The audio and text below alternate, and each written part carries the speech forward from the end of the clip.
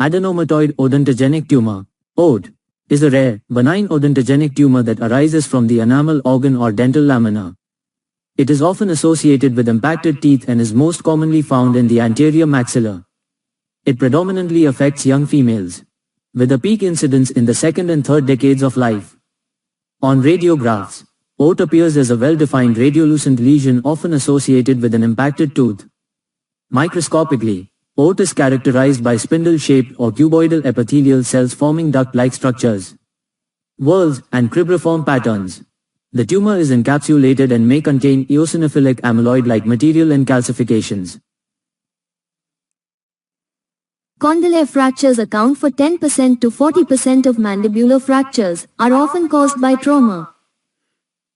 Condylar fractures can be classified based on their location: intracapsular or extracapsular, displacement, displaced or non-displaced, and whether they are unilateral or bilateral. Symptoms include pain, swelling, limited jaw movement, malocclusion, and deviation of the mandible. In severe cases, there may be facial asymmetry and difficulty in opening the mouth. Diagnosis is made by panoramic radiographs, CT scans, and MRI. Management includes closed reduction, involves maxillomandibular fixation, MMF, to immobilize the fracture and allow healing. It is often used for non-displaced or minimally displaced fractures. Open reduction and internal fixation, ORIF. Surgical approach involving the exposure of the fracture site and stabilization with plates and screws. It is indicated for displaced fractures, bilateral fractures, or when closed reduction fails. Rehabilitation. Physical therapy and jaw exercises are essential to restore function and prevent complications such as ankylosis. Dry socket, also known as alveolar osteitis, is a painful condition that can occur after tooth extraction. It happens when the blood clot at the extraction site is dislodged or fails to form, exposing the underlying bone and nerves.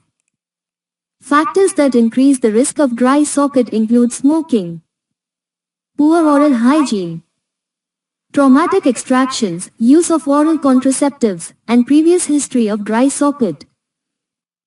Symptoms include severe pain that typically starts 2 to 3 days after extraction, radiating to the ear, eye, or neck. The socket appears empty, with exposed bone visible. Management include pain relief. The primary goal is to manage pain. This can be achieved with analgesics and medicated dressings placed in the socket. Socket irrigation. The socket is gently irrigated to remove debris and bacteria. Medicated dressings.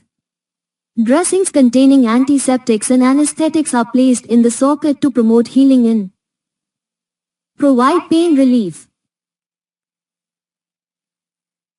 The Colville-Luke procedure, also known as Colville-Luke antrostomy, is a surgical operation used to treat chronic maxillary sinusitis and other conditions affecting the maxillary sinus. The procedure is indicated for chronic maxillary sinusitis unresponsive to medical treatment.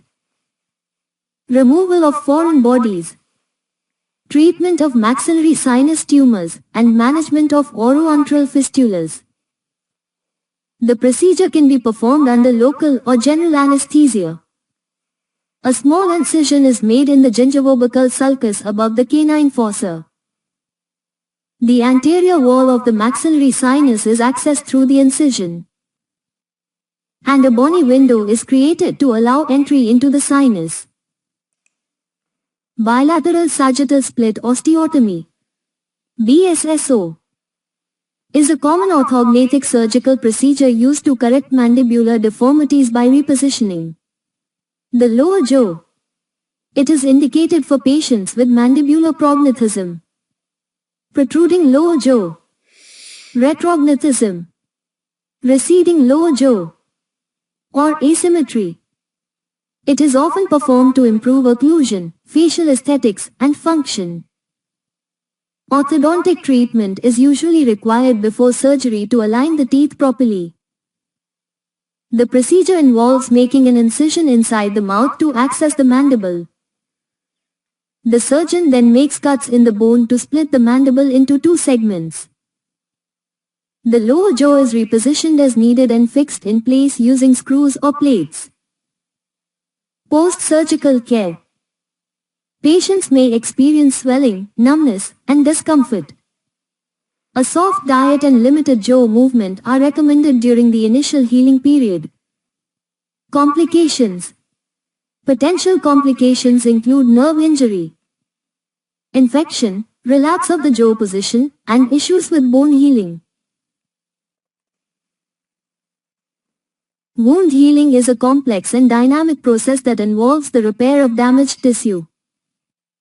Stages of wound healing include hemostasis.